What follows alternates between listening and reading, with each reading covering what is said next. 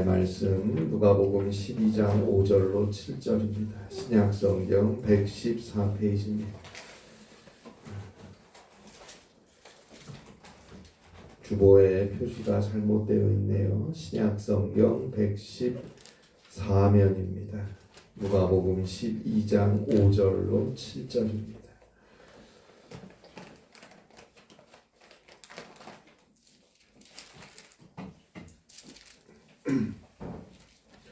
신약성경 114쪽에 있는 말씀 누가복음 12장 5절부터 7절까지 있는 말씀입니다. 누가복음 12장 5절로 7절입니다. 귀한 하나님의 말씀 함께 한 목소리로 봉독합니다. 마땅히 두려워할 자를 내가 너희에게 보이리니 곧 죽인 후에 또한 지옥에 던져넣는 권세 있는 그를 두려워하라. 내가 참으로 너희에게 이르노니 그를 두려워하라. 참새 5마리가 두 아시리온에 팔리는 것이 아니냐. 그러나 하나님 앞에는 그 하나도 잊어버리시는 바 되지 아니하는도다. 너희에게는 심지어 머리털까지도 다 세신 바 되었나니 두려워하지 말라. 너희는 많은 참새보다 더 귀하니라. 아멘.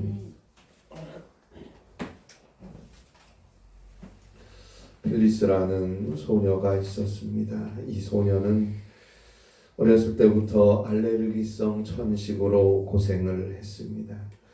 어렸을 때부터 여러 병원에 여러 의사들을 찾아가서 치료를 받았고 여러 가지 다양한 약도 처방받아서 복용을 해왔지만 갑자기 찾아오는 천식을 근본적으로 치료받지 못했어요. 한밤중에 찾아와 드는 질식시킬 듯한 기침을 견딜 수가 없었어요. 필리스는 계속해서 부모님들과 함께 의사들 이런저런 병원들을 계속 찾아다녔으나 딱히 효과가 없었습니다. 이번에도 별 기대감 없이 의사 우두 박사가 일하는 병원을 찾아가서 우두 박사를 만났습니다. 여지껏 필리스가 의사를 찾아갈 때마다 의사들은 안정을 취해야 한다.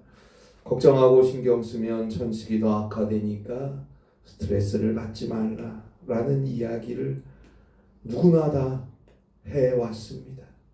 그러나 필리스에게 그 말은 비현실적인 말로 들렸어요. 필리스는 밤늦게 갑자기 급습하는 것처럼 찾아오는 천식을 숨을 몰아쉬어야 하는 거의 질식할 것 같은 그 고통에서 어떻게 하면 안정을 취할 수 있을까?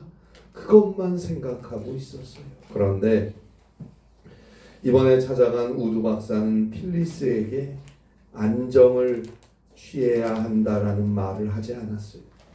그리고 필리스에게 이런 말을 했습니다. 내 딸도 너와 동일한 병을 앓고 있다. 그래서 너의 사정을 이해할 수 있어.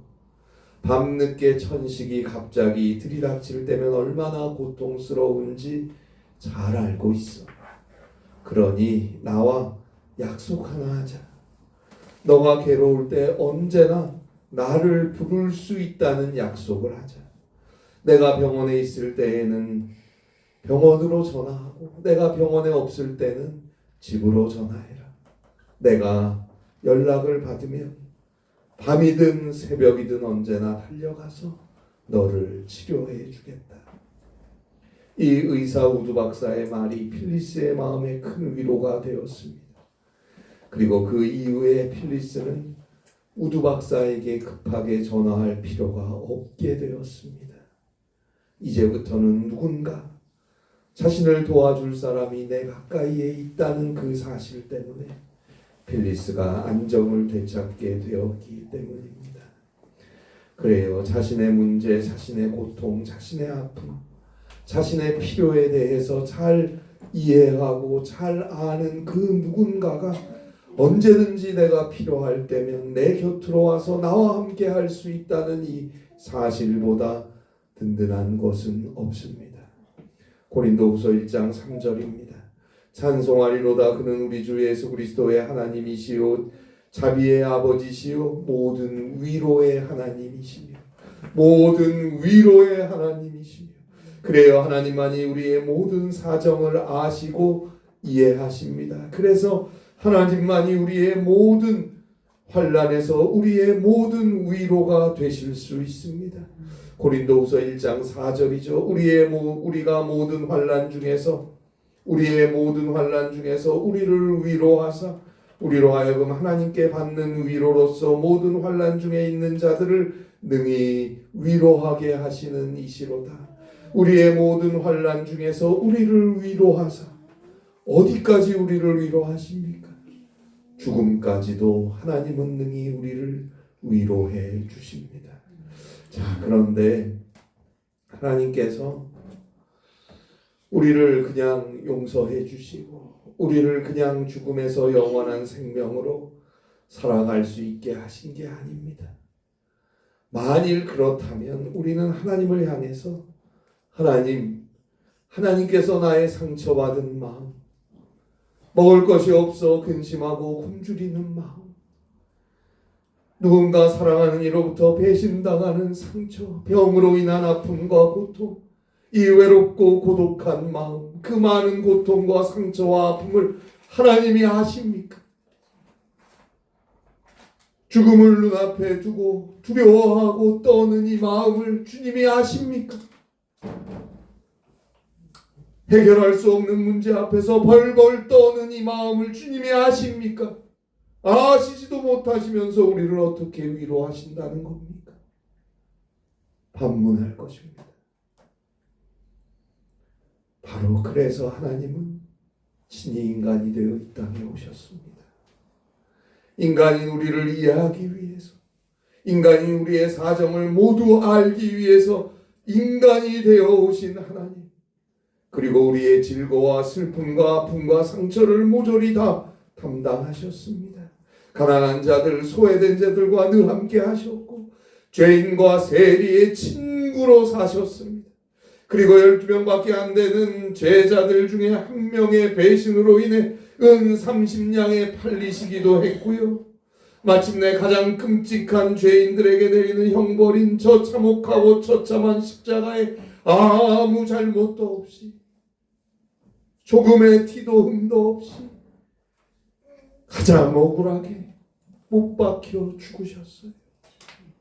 그리고 이제 주님은 말씀하십니다. 나도 너희가 겪은 그 질고와 상처와 아픔과 고통 그리고 죽음까지도 다 그대로 경험했다. 아니, 그 누구도 경험할 수 없는, 인간에게 있을 수 있는 모든 고통과 슬픔과 아픔을 넘어서는, 그리고 끔찍한 죽음까지도 다 감내했다. 그리고 이제 나는 너희에게 말한다. 내가 너희를 이해한다.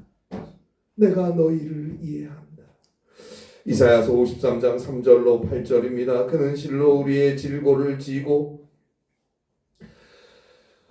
우리의 슬픔을 당하였고, 그는 멸시를 받아 사람들에게 버림을 받고 간고를 많이 겪었고 질고를 아는 자라. 그가 찔림은 우리의 허물 때문이요 그가 상함은 우리의 죄악 때문이라. 그가 징계를 받음으로 우리는 평안을 누리고 그가 채찍에 맞음으로 우리는 나음을 입었도다. 그가 곤욕을 당하여 괴로울 때에도 그의 입을 열지 아니하였으며 마치 도수장으로 끌려가는 어린 양과 털 깎는 자 앞에서 잠잠한 양같이 그의 입을 열지 아니하였도다.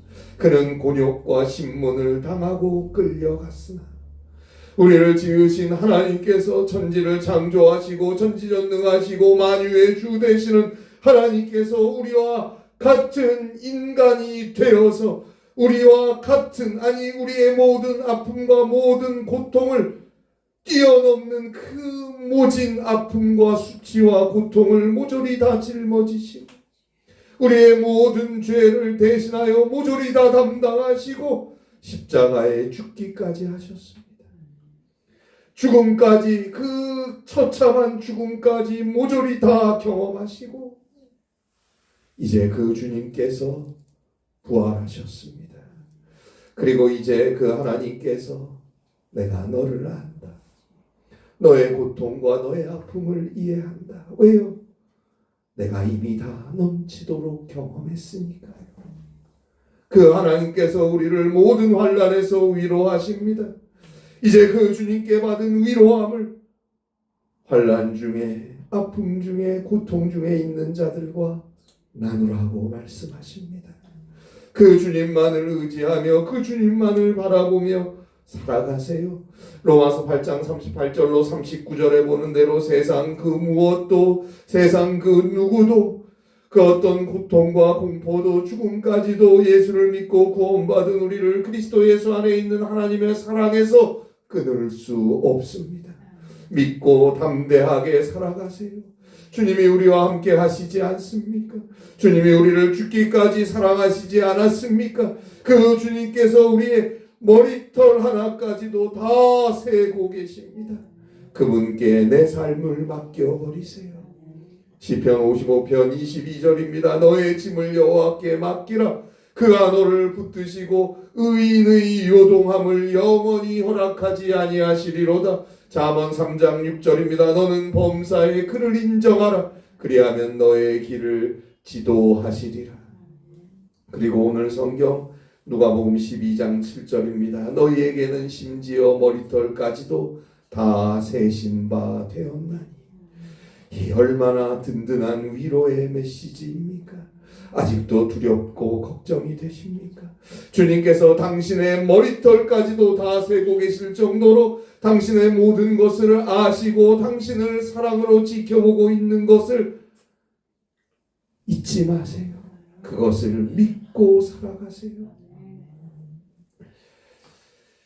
지금으로부터 2000년 전 초대 기독교인들이 로마 제국의 박해를 받아서 동굴에 들어가서, 깊은 동굴 속에 들어가서 거기서 살면서 거기서 예배드리고 거기서 신앙생활을 했어요. 그 동굴을 카타콤이라고 부릅니다. 신앙을 위해서, 하나님께 예배하기 위해서 그 캄캄한 동굴 속에 숨어 들어가 살면서도 언제나 기쁘게 찬송하고 감사할 수 있었다는 것이 저는 정말로 참 대단하다는 생각이 듭니다. 초대교회 교인들은 늘 두려움에 노출된 삶을 살았어요. 예수를 믿는다는 이유로 가족들에게서 버림받아야 했고, 예수를 믿는다는 이유로 옥에 갇히고 매를 맞아야 했고, 그런 숱한 두려움에 사로잡힌 이들에게 주님이 말씀하셨어요. 너희에게는 심지어 머리털까지도 다 세신 바 되었나니 두려워하지 말라. 수많은 핍박을 받았던 초대교회 성도들에게 이 말씀이 큰 위로와 용기가 되었습니다. 오늘 우리에게도 이 말씀은 여전히 놀라운 위로와 힘이 됩니다. 우리에게도 때때로 힘들고 어렵고 아프고 두려운 일들이 있어요.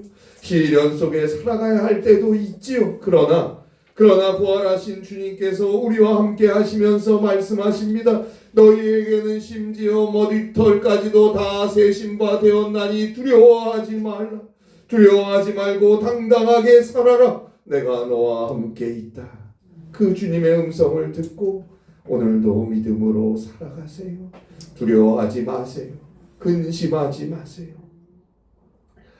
1914년부터 18년까지 4년이 넘는 시간 동안 계속되었던 제1차 세계대전 중에 영국의 주간 잡지 펀치에서 풍자 만화가 하나 실려 있던 것을 제가 우연히 기록을 찾아보면서 보게 되었는데 그 내용이 이랬습니다.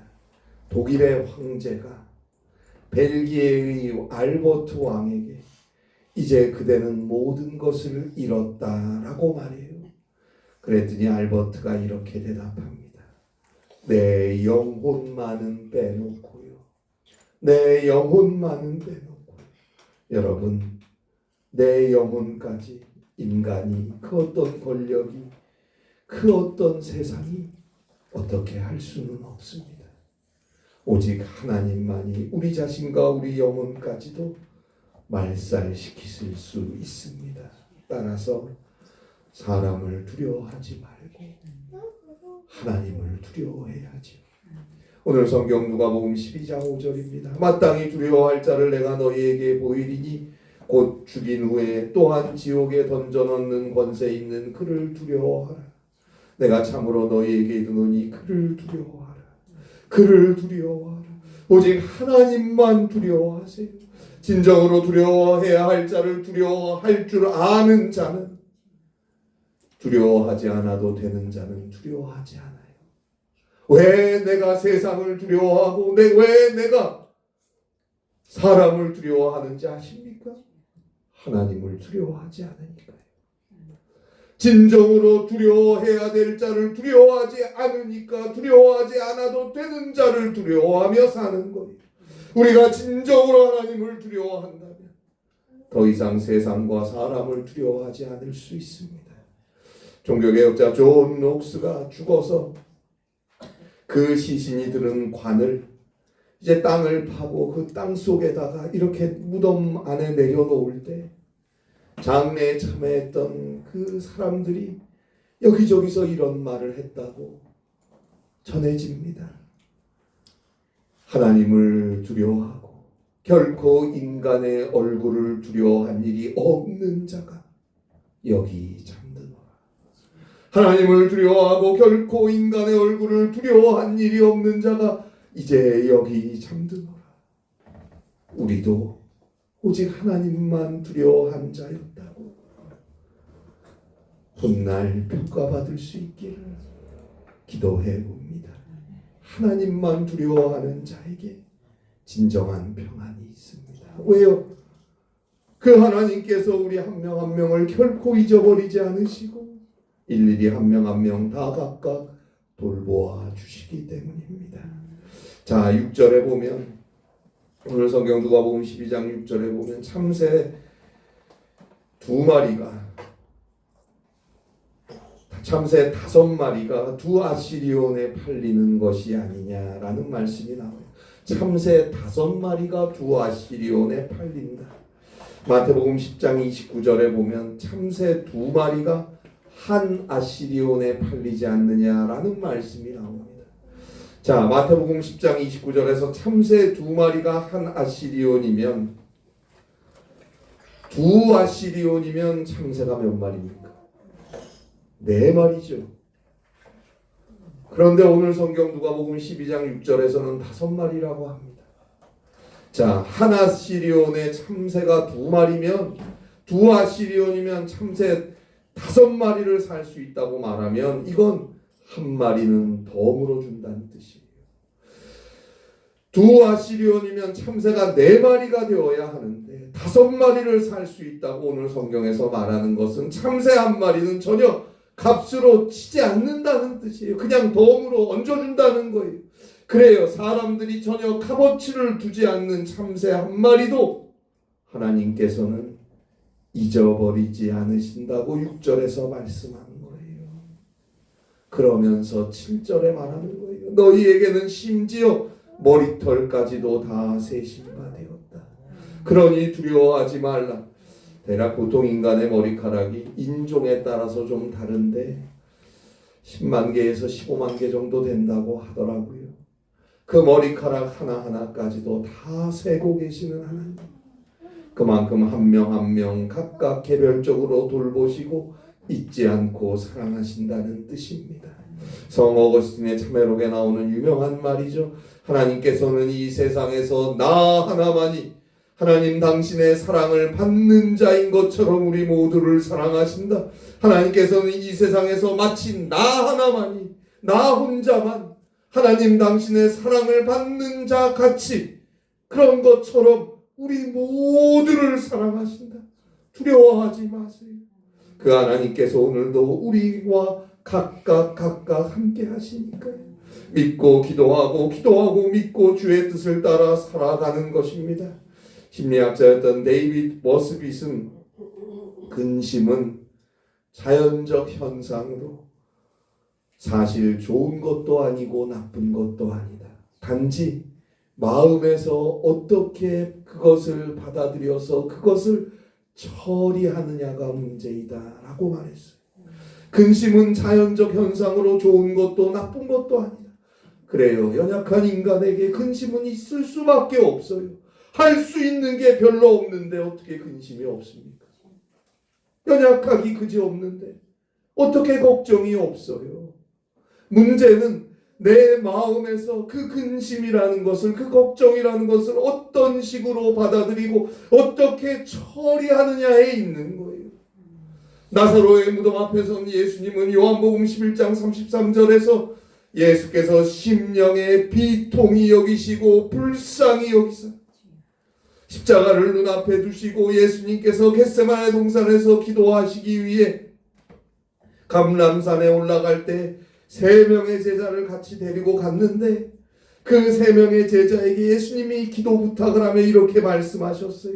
자신의 심정을 이렇게 표현하셨어요. 마태복음 26장 38절입니다. 내 마음이 매우 고민하여 죽게 되었으니 내 마음이 매우 고민하여 죽게 되었으니 예루살렘 성에 입성하신 예수님께서 예루살렘 성을 바라보며 우셨습니다. 우셨어요. 너희가 오늘 평화에 관한 일을 알았다면 좋았을 텐데 너희 눈에 숨겨져 있도다. 그 성을 바라보며 우셨어요. 예수님의 마음도 언제나 평온하시기만 한 건 아니었어요. 어쩌면 그러니까 우리의 모든 불안과 모든 두려움과 근심 또한 주님은 넉넉히 위로하실 수 있는 것이 아닐까요? 우리의 근심과 불안과 공포 또한 주님 역시 다 경험하셨으니까요.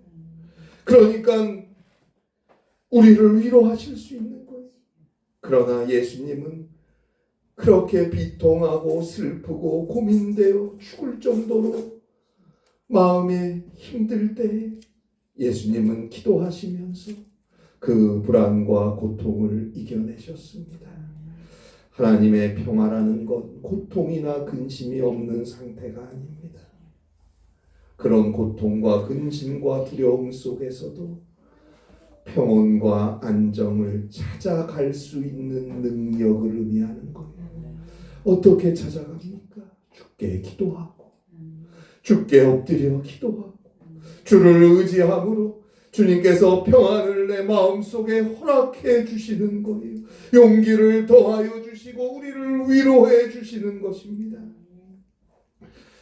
우리 감리교회 창시자였던 존 웨슬리 목사님의 일기에 보면 하루는 어떤 청년이 웨슬리 목사님을 찾아와서 자신의 문제를 털어놓았어요.